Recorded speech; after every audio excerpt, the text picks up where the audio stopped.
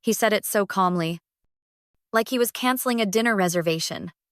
I've sold the apartment. You'll need to find somewhere else to live. That was the moment I realized this wasn't just a breakup. This was an ambush. And the worst part, he smiled. Like I should thank him. If you've ever stood in the wreckage of something you thought would last forever, you're not alone. Welcome to Silent Revenge, where quiet strength becomes the loudest answer. Drop a comment. Tell us where you're watching from. Or just let us know if this one hits close to home. And if you feel like it, hit subscribe. It helps us keep telling stories that matter. The conference room hummed with a restless energy. Is the low murmur of voices a familiar backdrop to my world? My phone, a small beacon of my life outside this corporate bubble, vibrated. Tyler, a smile, a fleeting phantom, touched my lips. I stepped into the hushed hallway, expecting the usual. Gentle rhythm of our calls. How's the trip? When will you be home? But the voice that pierced the quiet was anything but familiar. It was cold, sharp, laced with a triumphant smirk that felt like a physical blow. I'm divorcing you, had declared. His words, a sudden, icy grip around my throat. I've already sold the apartment, so you'll need to figure out where you're going to live. The air seemed to leave my lungs. For a suspended moment, the world tilted. The sheer audacity, the chilling lack of human feeling.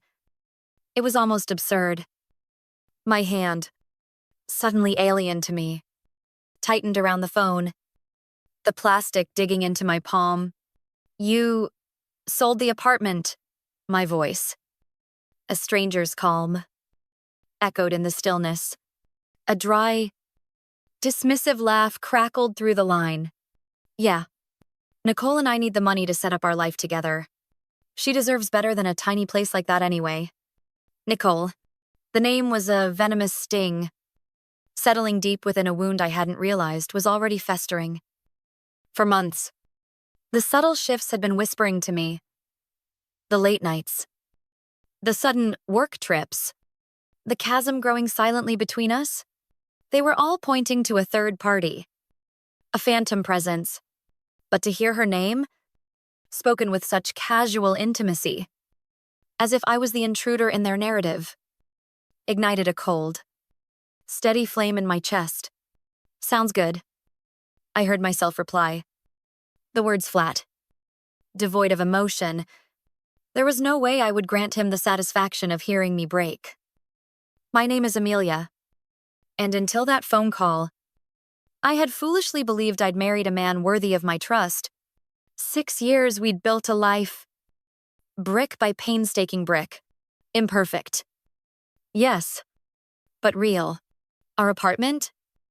A cozy 2-bedroom nestled in the vibrant heart of the city, had been more than just walls and a roof.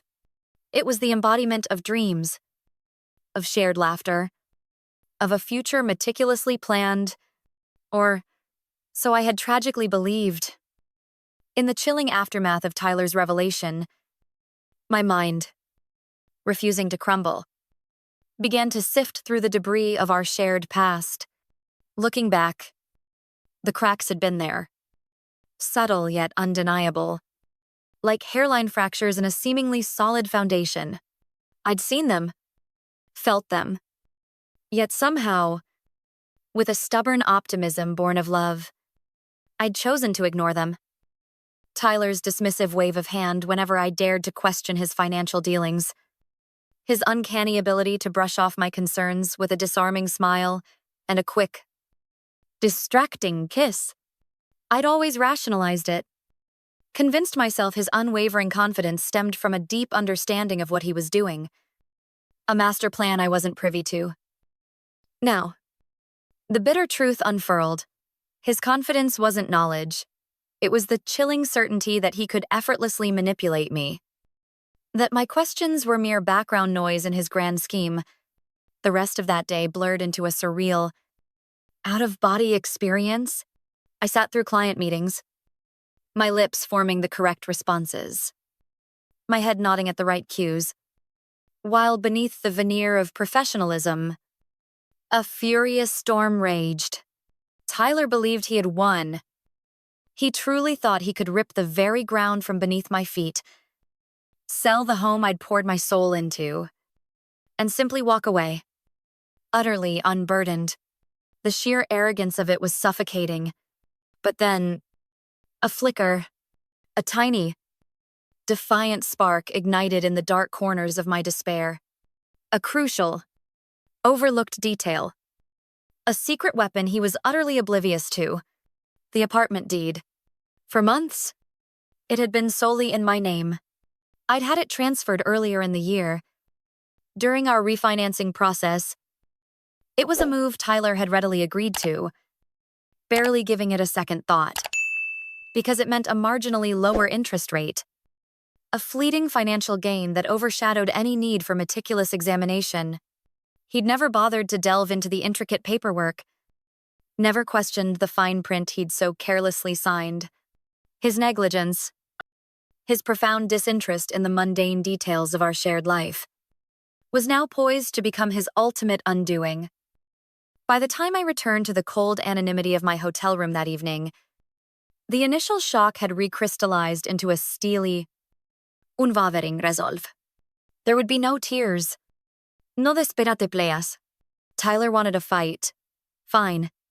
But this was a battle I was not only ready for, but absolutely determined to win. The shock, a cold, paralyzing wave, had receded, leaving behind a stark, burning clarity. My initial instinct to crumble had given way to something far more formidable, a quiet, unyielding resolve. Tyler wanted to dismantle my world, he wanted to fight. Then a fight he would get, but not on his terms, nor with the weapons he expected. This wasn't about vengeance. Not yet. It was about reclaiming what was undeniably mine. My first call, a lifeline thrown into the turbulent waters of my despair, was to Chloe. Milavier. Yes. But more importantly, my oldest friend, a rock. In every storm, her voice, when she answered, was a familiar comfort. A stark contrast to the venomous words still echoing in my ears. I laid out the meticulously detailed tapestry of Tyler's betrayal. Each thread of deceit, each layer of his audacious plan, my voice, surprisingly steady, unwavering, belied the furious beat of my pulse beneath my ribs. He sold the apartment. Chloe's voice, usually calm. I was now tinged with a disbelief that mirrored my own initial shock. Does he even realize that he can't do that without your consent? A faint, almost imperceptible hint of amusement, like a thin sliver of moonlight, crept into my tone. Apparently not, I replied, a dark satisfaction blooming within me. He thinks he's already poured the money into his brand new life with Nicole. Chloe let out a dry, mirthless laugh, a sound that spoke volumes of her contempt. Well, he's in for a rude awakening. Amelia, the sale is completely invalid. You have sole ownership, and the deed is proof. And if he's dared to take a single penny from that buyer, he's on the hook for fraud. The word fraud reverberated in the quiet hotel room. Not with fear, but with a jolt of almost primal satisfaction. It was the precise, cold justice I craved.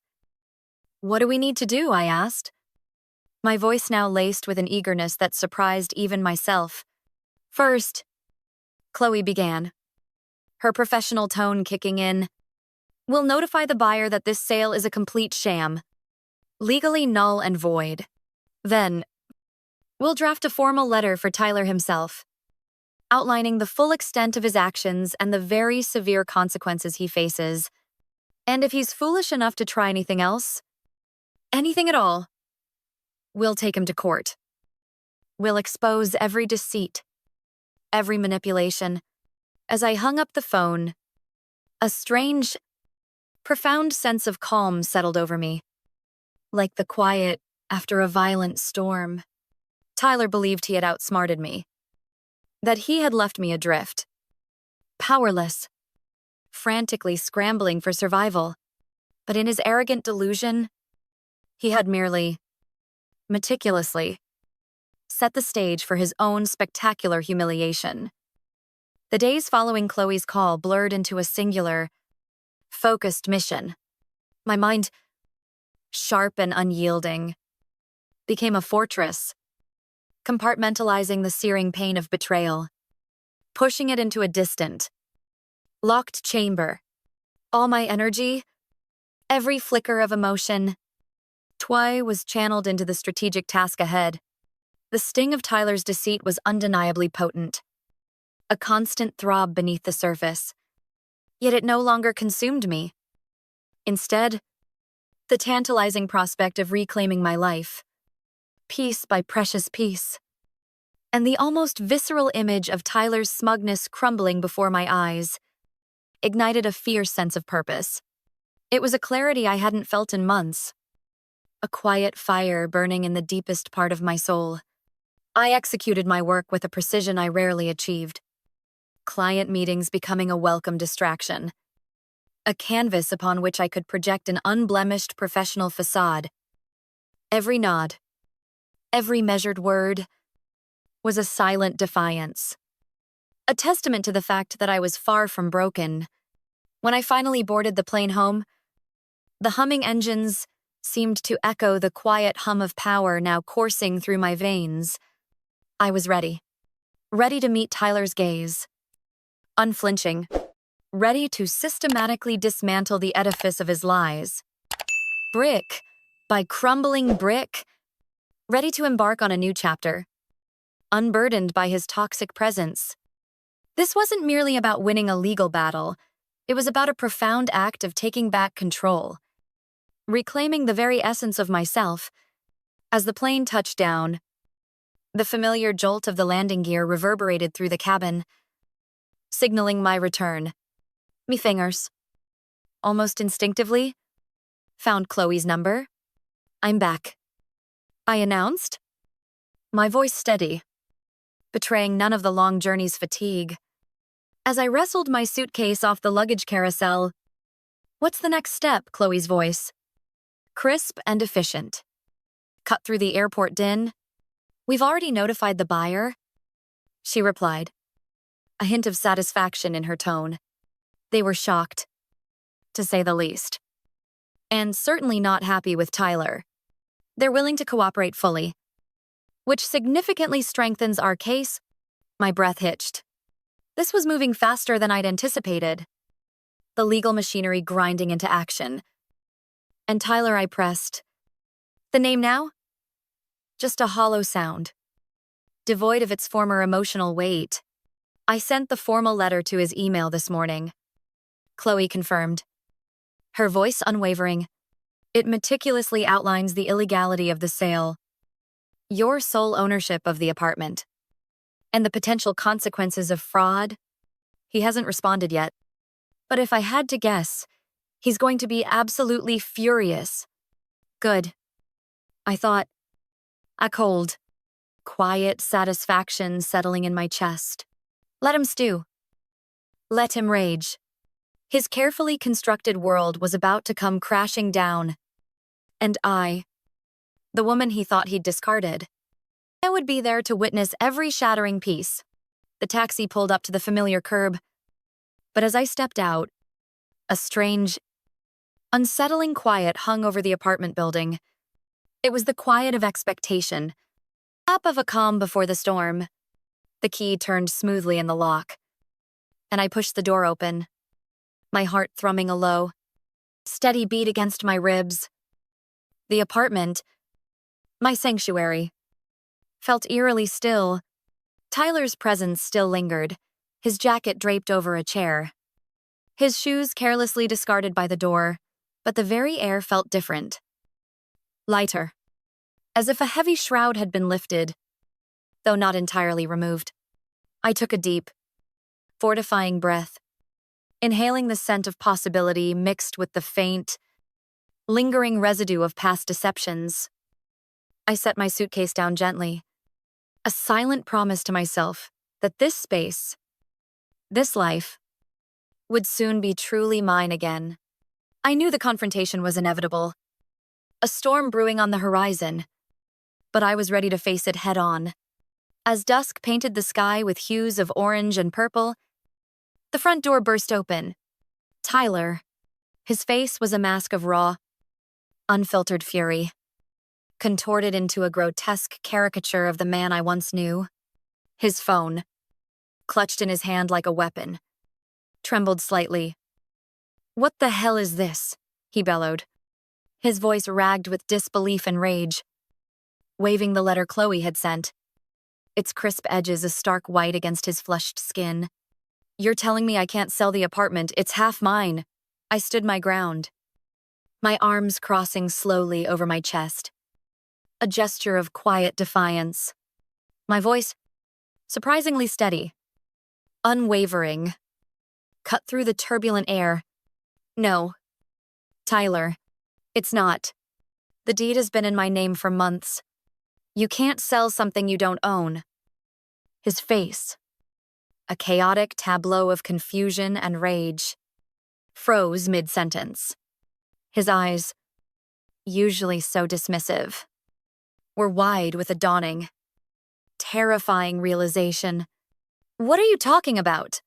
His voice, now a strained whisper, betrayed the first crack in his arrogant facade.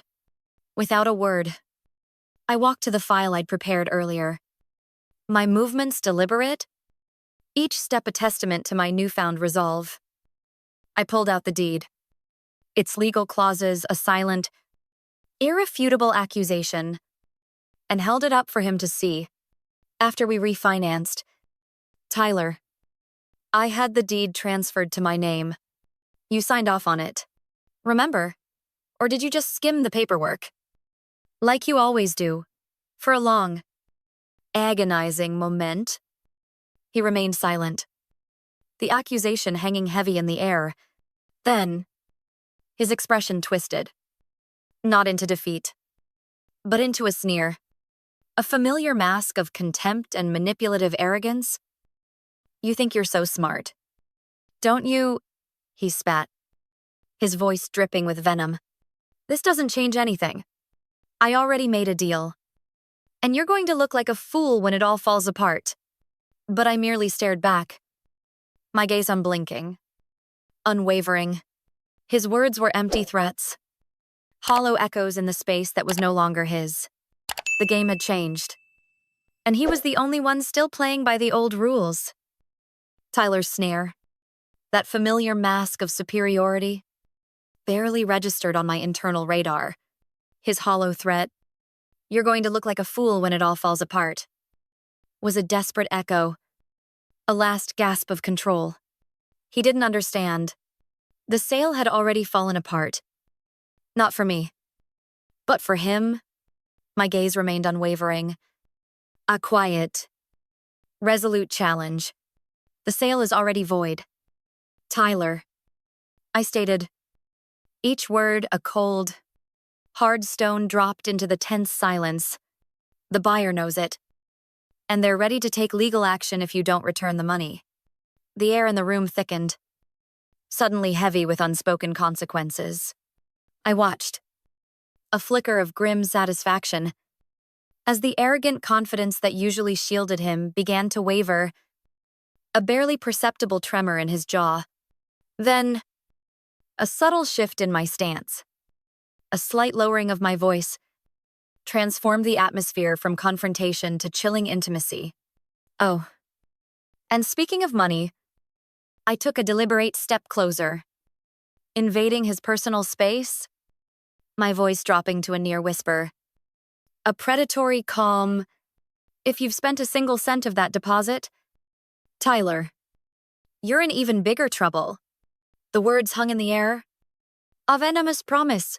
For the first time, his eyes, usually so dismissive, darted away from mine, a telltale sign of his unraveling composure.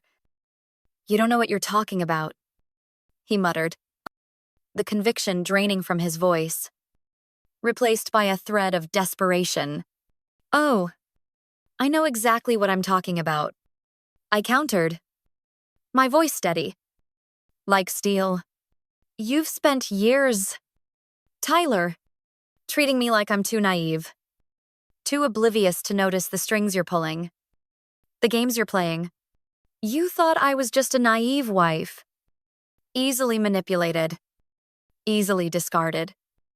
My voice hardened, each syllable imbued with the weight of years of silent endurance. "But guess what?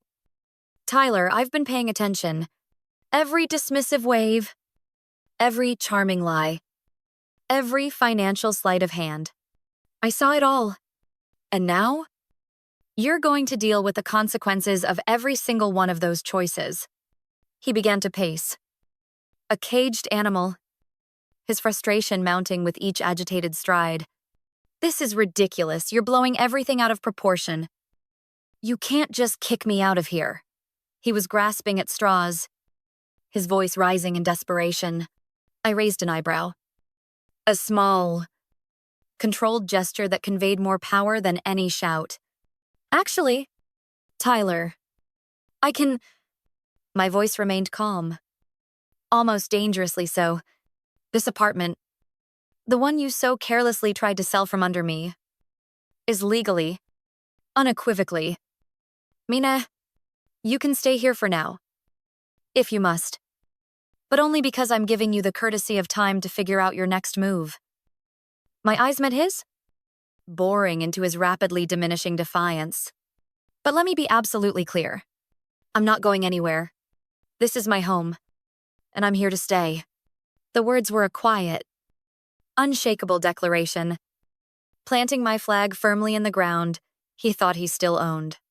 Over the next few agonizing days, Tyler's bluster, his explosive rage, began to slowly, agonizingly, curdle into desperation. My phone, once a silent confidant, now became a frantic testament to his unraveling. Frantic voicemails piled up, a dizzying seesaw between pathetic begging and hollow, impotent threats. Each message, a testament to his fading control, only solidified my own resolve. Meanwhile, Chloe, my steadfast anchor, worked tirelessly behind the scenes, a quiet force ensuring every loose end of Tyler's deceitful web was meticulously tied up. The buyer, now fully informed and incandescent with rage at Tyler's brazen deception, swiftly rescinded the agreement.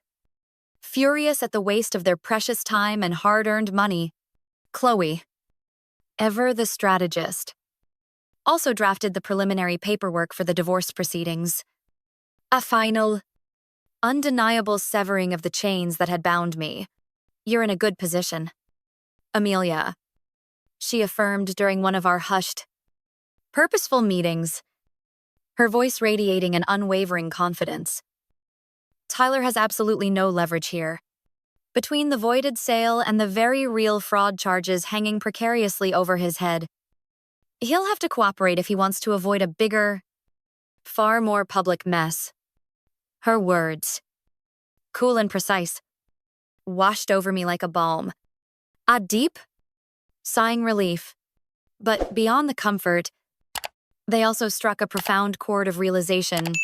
For years, I had allowed Tyler's dismissiveness, his quiet arrogance, to dictate the terms of my existence. I had constantly rationalized, whispering to myself that it wasn't worth the fight, that peace at any cost was preferable to the storm. But now, in the stark, revealing light of his betrayal, I saw with agonizing clarity just how much of myself, how much of my truth, how much of my very life I had been silently, unknowingly, giving up. The weight of those years, the unseen compromises, pressed down on me with a sudden, suffocating force. And in that same breath, a fierte, primal determination surged through me. I was not just going to win this battle. I was determined to reclaim every single piece of myself, every shard of dignity and independence that I had so passively surrendered. This wasn't just about legal victory. It was about a profound, personal liberation. The apartment, once a cage of silent compromises, now felt like a canvas waiting to be repainted, each corner holding the promise of a fresh start. Yet, it still carried the faint, oppressive scent of Tyler's lingering presence, a phantom weight I was desperate to shed. One evening, like a burst of sunlight through storm clouds, Laura arrived. My best friend, my confidante. She walked in with a warmth and energy that instantly began to dispel the residual gloom. Her presence alone was a balm, but her intention was even more so to help me physically dismantle the last vestiges of Tyler from my home, and by extension, from my life. We moved through the apartment with a quiet, determined rhythm. His jackets, still draped over the dining chair like a phantom embrace, were carefully folded. His shoes, once carelessly tossed by the door, now found their way into boxes.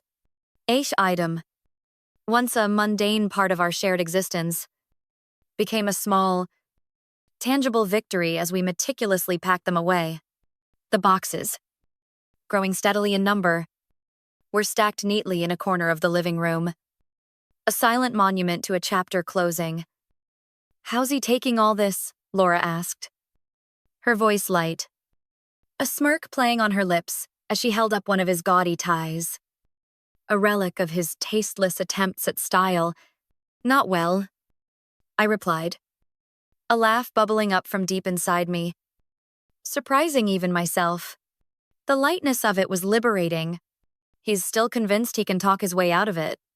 Claire still believes his charm is some kind of magical key, but I'm not budging. Not an inch. Laura's smile widened, a fierce endorsement of my resolve. She tossed the tie with satisfying finality into the box. "Good. He doesn't deserve a single inch of your space. Amelia, not a second of your time." Her words, simple yet profound, resonated deeply. I nodded, a wave of profound gratitude washing over me, warm and comforting. For far too long, I had carried the invisible burden of our marriage alone, feeling isolated even within its supposed intimacy. The emotional weight, the financial responsibilities he so readily claimed credit for, had been mine to bear in silence. But now, I wasn't alone. I had Laura, Chloe, and a growing chorus of quiet support. There were people firmly in my corner, people who saw my worth, and that, I realized with a swelling heart, made all the difference in the world. This wasn't just about packing boxes, it was about reclaiming the ground beneath my feet, piece by precious piece. With the unwavering support of those who truly cared, the final, devastating piece of my carefully orchestrated plan clicked into place on a seemingly ordinary afternoon. I was seated at the dining table, immersed in the precise, methodical process of reviewing legal paperwork. The quiet rustle of papers, a comforting counterpoint to the city hum outside. Then, the front door swung open with a casual familiarity that twisted something cold inside me. Tyler walked in, arm brazenly looped through Nicole's, as if they owned not just the apartment, but the very air within it. Nicole, draped in an aura of self-satisfied entitlement, surveyed the room with a smug smile. "So this is where we're staying," she purred, her voice dripping with an insufferable proprietorial air. Already envisioning her new life in my space? The words hung in the air, a grotesque echo of Tyler's earlier declaration. My heart pounded, a heavy drumbeat against my ribs. But my resolve remained a steel rod. Unyielding, I rose slowly, deliberately, meeting her gaze. "No," I stated, my voice firm, each syllable ringing with quiet authority. This is where Tyler was staying. You, Nicole, won't be staying here at all. Her smug smile faltered, replaced by a flicker of confusion, and she glanced sharply at Tyler, whose own face mirrored her stunned disbelief. What is this? He demanded, his voice a bewildered growl. Stripped of its usual arrogance, I swept my hand in a slow, encompassing gesture, taking in the apartment around me. The space I had fought so hard to reclaim. This, I said, my voice steady, imbued with the quiet power of truth, is my home, not yours, not hers, and certainly not a hotel for you to shack up in after stabbing me in the back. Nicole's expression hardened, turning icy, but she remained silent, perhaps sensing the perilous shift in the atmosphere. Tyler, however, looked like a volcano on the verge of eruption. You can't do this, he shouted, his face contorting with rage. You're being unreasonable. I met his gaze, unflinching, my eyes reflecting a calm, unyielding resolve. No, Tyler, what's unreasonable is thinking you could sell my home, walk away with the money, and expect me to just roll over and disappear. You're lucky, I added, lowering my voice, the unspoken threat hanging heavy. I haven't filed criminal charges for now. Tyler stood frozen in the doorway, a tableau of frustration and fury, while Nicole, arms crossed, looked increasingly uncomfortable, the carefully constructed illusion of their new life beginning to crack. You're being ridiculous. Amelia, he pleaded, his voice now laced with a thin, desperate whine. You can't just kick me out of my own home. I took another step forward, closing the distance, my voice calm but laced with an unwavering certainty. This is my home. Tyler, the deed has been in my name for months. And you know that. You signed the paperwork without even reading it. Just like you always do. So, no. This isn't your home anymore. Nicole's perfectly manicured hand tightened around her purse strap. Wait? What's she talking about? She asked, her tone sharp, a dangerous edge creeping in. You said this was your apartment? That you sold it. Tyler flinched, trying to wave her off. A disperate. Pathetic gesture. It's complicated. Nicole, I'll handle it. Oh, it's not complicated. I interrupted, stepping even closer. A quiet, devastating clarity in my voice. You tried to sell an apartment that doesn't belong to you. That sale is void. Tyler, and as of right now, you don't have a leg to stand on? Nicole's composure, once so carefully maintained, finally cracked. You mean, the money you told me you had? Her voice rose, laced with dawning horror. Oh my God, did you lie about that too? Nicole, let me explain. Tyler stammered, holding his hands up in a futile gesture of appeasement. But she wasn't having it. No. I cut him off, my voice sharp, decisive. Let me explain. Tyler tried to sell the apartment behind my back, thinking he could pocket the money and leave me with nothing. What he didn't know is that I had the deed transferred to my name months ago. So, not only did he fail to sell it, but he also committed fraud by pretending he could. Nicole's mouth opened and closed, like a fish gasping for air, her eyes wide with shock and dawning betrayal. Fraud, she whispered, taking a terrified step away from him. Are you serious? Yes. Fraud? He affirmed, crossing my arms, my stance unyielding. And I'm prepared to press charges if he doesn't get his things and leave by the end of the day? Tyler's carefully constructed facade finally, spectacularly, shattered. You can't do this. Amelia, he pleaded, his voice now a desperate. Rafpli, we've been together for 6 years, you can't just throw me out. You threw me out the moment you made that phone call. Tyler. I countered, my voice hardening. Each word a cold, precise incision. You told me you were divorcing me and laughed about me having to find a new place to live. You didn't just betray me. Tyler, you tried to ruin me. So don't stand there and act like you're the victim. Nicole took another step back, her eyes darting frantically between us. Her purse clutched so tightly, her knuckles were white. This is insane, she muttered, her voice barely audible. You didn't tell me any of this. Tyler, you said you had everything handled. He turned to her. Desperation etched all over his face. Nicole, I can fix this, I just need… She cut him off with a raised hand, a gesture of absolute finality. Don't. Just don't. I'm not getting dragged into your mess. Without another word. She spun on her heel and stormed out, leaving him standing there, stunned, utterly defeated. I couldn't help but feel a flicker of satisfaction as the door clicked shut behind her, the sound reverberating with the finality of their collapsed illusion.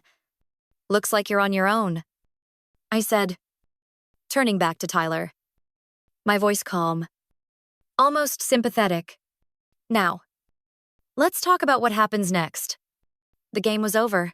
He slumped onto the couch, the very picture of broken defiance, burying his face in his hands, as if to hide from the wreckage of his own making. Amelia, please. His voice was muffled, raw with a pathetic vulnerability I hadn't heard in years. I screwed up. I know that. But you don't have to do this. A bitter, ironic laugh escaped my lips. He screwed up. He hadn't just made a mistake. He had meticulously planned my downfall. You're right, I conceded, my voice flat, devoid of the emotional chaos he desperately sought.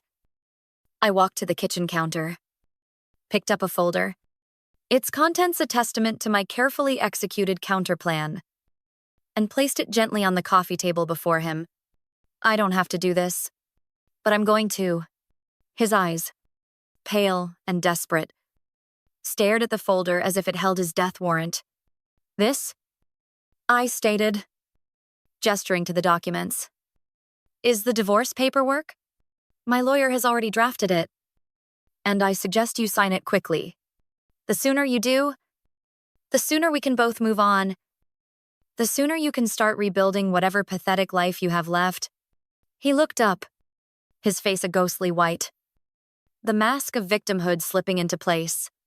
You really hate me that much, he whispered, as if the concept of my hatred was the deepest wound he could imagine. Hate you.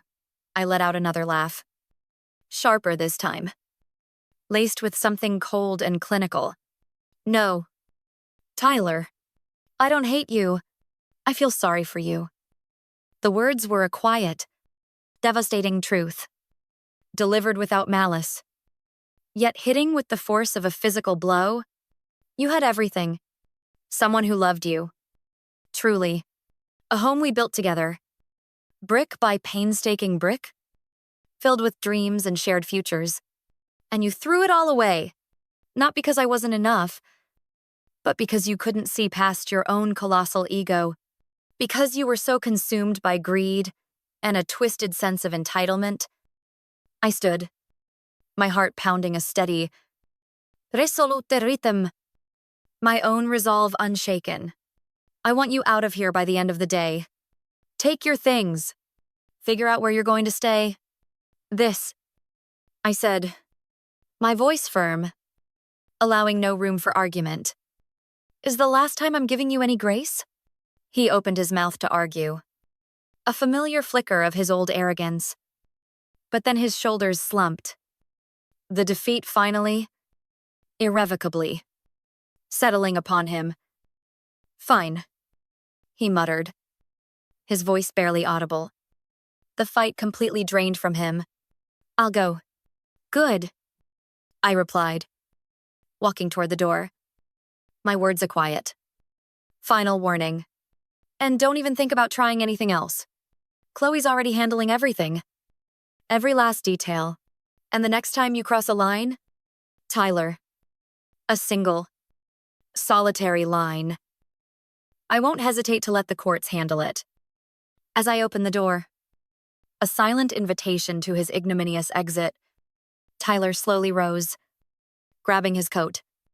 His movements sluggish. Defeated. He didn't look at me. I couldn't. As he shuffled out, his footsteps heavy, dragging the weight of his unraveling world behind him. For a fleeting moment, a pang of sadness pierced through me. Not for him, not for what he had lost, but for the ghost of a life we could have had if he had been the man I once so desperately believed him to be. But that moment, ephemeral and faint, passed quickly, swiftly replaced by an overwhelming sense of relief, pure and intoxicating. I closed the door behind him, the click of the lock reverberating through the silent apartment, a sound of absolute finality. This was my home now, and no one, especially not Tyler, would ever take it away from me again. The silence that enveloped the apartment after Tyler left was not empty, but deafeningly full of a peace I hadn't known in years, a quiet freedom that allowed me to finally, truly breathe. The space no longer felt heavy with his oppressive presence, his corrosive entitlement, his web of lies. It was just me, the home I had fought so hard to keep, and the quiet, profound realization that I had won, not just against him, but against every insidious doubt I had ever harbored about my own strength, my own worth, my capacity for standing up for myself. I stood in the middle of the living room, taking in the newfound emptiness where his things had been. Aldo, his oversized, garish gaming chair, the framed jerseys that had cluttered the walls with their misplaced bravado, and the gaudy coffee table he'd stubbornly insisted on keeping. All gone. The apartment looked cleaner, brighter, as if a veil had been lifted, revealing its true essence. It felt like mine again, a reflection of my spirit, not his distorted vision. The silence, once deafening, now settled into a comforting hum. A new baseline for my life. The oppressive weight of Tyler's presence, his incessant demol, his subtle manipulations, had finally lifted, leaving behind a space that felt cleansed, purified. Lauren, my unwavering rock, arrived that evening, armed with comfort food and a bottle of wine, symbols of solidarity and quiet celebration. "Is he really gone?" she asked, her voice tinged with a dramatic, almost theatrical sigh of relief as she plopped down onto the newly liberated couch. "Gone. And not coming back?" I confirmed, pouring 2 generous glasses of wine. The clinking of glass a small, victorious melody. I gave him until the end of the day to pack his things. He didn't argue. Lauren raised her glass, her eyes sparkling with genuine joy. "To fresh starts," she toasted, "and well-deserved victories." I clinked my glass against hers. The cool touch of the crystal, a grounding sensation as the heavy cloak of the past week, of the past 6 years, slowly began to lift. "To never letting someone walk all over me again," I added. A quiet, fierce vow echoing in the newfound lightness of the air. Over the next few days, I began the meticulous, almost sacred process of reclaiming the apartment, piece by deliberate piece. It wasn't merely about redecorating, it was an act of self-reclamation. I rearranged the furniture, each shift a symbolic act of dismantling the remnants of his influence. My favorite artwork, pieces that spoke to my soul and had been relegated to hidden corners, now took pride of place in the living room, bathing the space in colors and emotions that were truly mine. I filled every nook and cranny with objects that resonated with my spirit. things that brought me quiet happiness, not the loud, ostentatious clutter Tyler had insisted upon. The apartment transformed, not through any drastic renovation, but through a subtle, profound shift in energy, becoming a vibrant reflection of who I was, not the subdued, compliant version Tyler had tried to mold me into. Chloe's calls continued to bring a steady stream of updates on the legal proceedings, her voice filled with the kind of calm, unshakable confidence that made me feel invincible. "The fraud charges are officially off the table," she explained during one call, her tone matter of fact. "Since the buyer decided not to pursue them, they just want to cut their losses and move on. But the divorce paperwork is moving along smoothly. Once Tyler signs, you'll be officially free." Hearing that word free sent a powerful, almost overwhelming sensation through me. It wasn't just about the divorce, about the legal separation from a man who had betrayed me. It was about everything I had been carrying, every invisible burden that had weighed me down for years. The quiet resentment that had festered, the insidious self-doubt he had subtly nurtured, the suffocating feeling of being trapped in a marriage that had never truly valued me, never truly seen me. It was all, finally, mercifully, being lifted. The apartment was beginning to feel like a completely new space. Warm, inviting, and entirely, unequivocally, Mina. Tyler tried to reach out a few times. His attempts, a clumsy dance between half-hearted apologies and pathetic attempts to guilt-trip me into reconciliation. I made a mistake. One message would read, flat and devoid of genuine remorse, as if our shared history, our intertwined lives, could be dismissed with such a casual admission. Another, more disparate, would arrive. "You're going to ruin me, Amelia. Is that what you want?" His words, once capable of twisting my gut, now simply registered as noise. The last, futile cries of a fading tyrant. I didn't reply. For once, I refused to waste my precious energy, my hard-won peace, trying to mend something that was broken beyond repair. He had made his choices, carefully and calculatingly, and now, he was finally, irrevocably, dealing with the bitter harvest of those consequences. By the end of the week, the apartment, once a battleground of silent wars, I felt like a completely new space. It radiated warmth, an inviting softness, and most importantly, it was entirely, unequivocally, Mina. As I curled up on the couch, a cup of fragrant tea warming my hands, the city lights outside the window twinkled like scattered diamonds, mirroring the tiny sparks of hope flickering within me. I thought about everything that had transpired. The sudden, violent rupture that had forced me to confront a reality I'd long avoided. Tyler's betrayal had been a brutal shock. Yes, a searing wound. But it had also been, undeniably, a profound wake-up call. A fierce, unexpected catalyst for change. For too long, far too long, I had allowed myself to believe that I didn't deserve better, that I had to settle for whatever meager scraps of respect and love he decided to throw my way. I had accepted the crumbs, convincing myself they were a feast. But now, I knew better. My quiet strength had been forged in the fire of his deceit. I wasn't just reclaiming my apartment, I was reclaiming my life. Every precious, vibrant piece of it. A month later, my life looked, and more importantly, felt, completely different. The apartment was unrecognizable, not because of any drastic renovations, but because of the palpable shift in its atmosphere. It was a space that vibrated with me.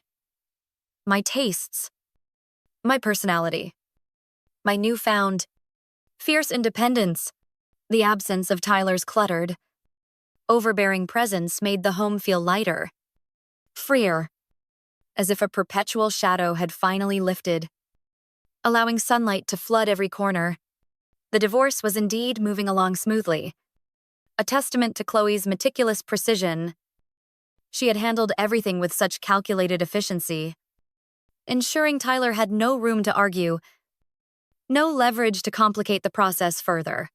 He signed the papers without much fuss, likely realizing, with a grudging clarity, that he had no legal leg to stand on. There was no grand showdown, no tearful, emotional plea to work things out, no disparity, attempt at a last-minute reconciliation, just a cold, clean break. And while it felt bittersweet, a quiet mourning for the illusion of what once was, it was also deeply, profoundly satisfying. One day, as I sifted through some old, forgotten papers, remnants of a life now past, my fingers brushed against something familiar, something that snagged at a quiet corner of my memory. It was a photograph of Tyler and me, taken during our early years together. We were young, vibrant, faces alight with genuine smiles, arms wrapped around each other in a seemingly unbreakable embrace, full of hope, full of promise. I stared at it for a long moment, letting the memories wash over me like a tide, both sweet and bitter. There had been good times, moments when I truly, foolishly, believed we were building something real, something lasting. Moments when the world felt limitless. Our future, a blank canvas waiting for our shared dreams. But those moments, those fragile echoes of happiness, were now distant, overshadowed by years of subtle neglect, insidious manipulation, and the brutal, undeniable hammer blow of betrayal. The image, once a cherished artifact, now felt like a relic from a different lifetime. I tucked the photo into a plain, unadorned envelope and slid it away into a drawer, deep within the forgotten recesses of my desk. It wasn't worth keeping out in the open. A constant, nagging reminder of a wound that had finally healed. But I wasn't ready to throw it away either. It was a part of my past, a segment of the tapestry of my life, but it no longer defined me. It was simply a lesson learned, a quiet whisper of who I once was. In a stark contrast to the woman I had become, Laura and I celebrated the finalized divorce with an evening out, a ritual of liberation. We found ourselves at a trendy rooftop bar downtown, the city lights below twinkling like a million scattered possibilities. The air was alive with laughter and music, a vibrant counterpoint to the quiet intensity of my journey. "You're glowing," Laura declared, raising her cocktail in a toast, her eyes warm with admiration. "Single life suits you, Amelia." I laughed. A genuine, unrestrained sound that felt foreign and exhilarating all at once. A warmth I hadn't felt in years spread through my chest. A lightness that was both intoxicating and deeply grounding. "It's not the single life, Laura," I corrected, my voice imbued with a newfound clarity. "It's the freedom." I raised my own glass, clinking it gently against hers. For the first time, I don't feel like I'm living under someone else's rules. I'm breathing my air, walking my path. We toasted to that, to the intoxicating taste of newfound autonomy. As the night wore on, a profound sense of pride swelled within me. I had faced one of the hardest, most soul-crushing moments of my life, and I hadn't just survived. I had emerged stronger, more resilient, more fiercely myself. I wasn't merely existing. I was thriving. Back at home, surrounded by the quiet comfort of my now truly mine apartment, I started planning for a future that felt boundless. The apartment had become more than just a refuge. It was a powerful symbol of everything I'd reclaimed, a testament to my unwavering spirit. But I knew, deep down, that I wouldn't stay there forever. Someday, I would move to a new place, a space without any lingering shadows of my life with Tyler. A blank slate where I could truly begin anew, unburdened by history. Until then, I was determined to make the most of every moment, every breath, every quiet victory in the space I had fought so fiercely to keep. As I curled up on the couch that night, the gentle glow of a lamp casting long, comforting shadows across the room, a profound sense of peace washed over me. A tranquility that had eluded me for so long. I thought about Tyler, about how he had laughed during that phone call, so utterly certain of his victory, so smug in his perceived cleverness. And I couldn't help but smile. A quiet, knowing smile. His arrogance, his unchecked ego, had been his ultimate downfall. A self-inflicted wound, and my quiet strength, my unwavering resolve, had been my salvation. This wasn't just the end of a marriage, it was the vibrant, exhilarating beginning of a new chapter. One where I called the shots, one where I chose happiness, fiercely and unapologetically, on my own terms. And after a long, arduous journey, I felt truly, irrevocably, utterly free. Amelia's journey, filled with the unexpected depths of betrayal and the quiet triumph of self-reclamation, is a testament to the resilience of the human spirit.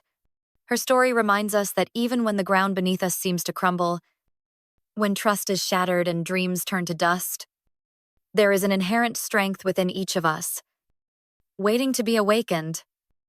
It is a strength born not from loud pronouncements or aggressive confrontations, but from the silent, unwavering decision to choose oneself, to meticulously rebuild a life on foundations of authenticity and self-worth.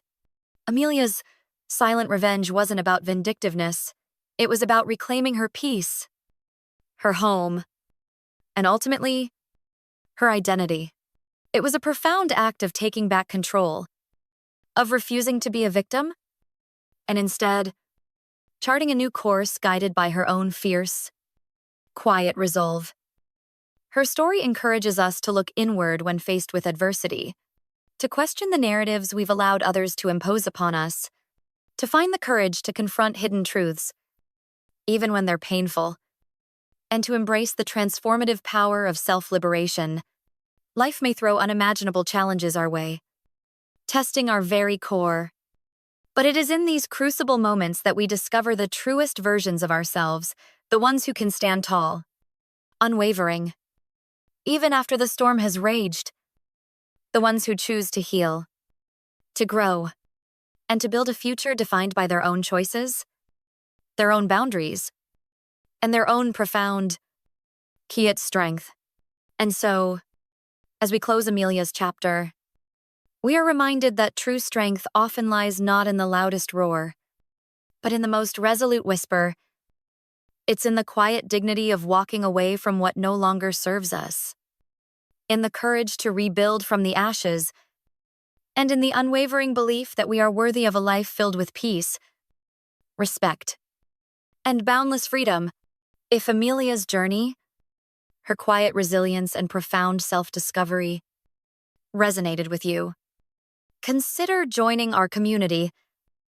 Like this video to share her story, and subscribe to Silent Revenge for more narratives of inner strength, transformative moments, and the profound power of reclaiming one's life. We believe in the strength found in silence, the power in a whispered truth, and the unwavering spirit of those who choose to rise quietly against all odds. Your support helps us continue to share these powerful echoes of life.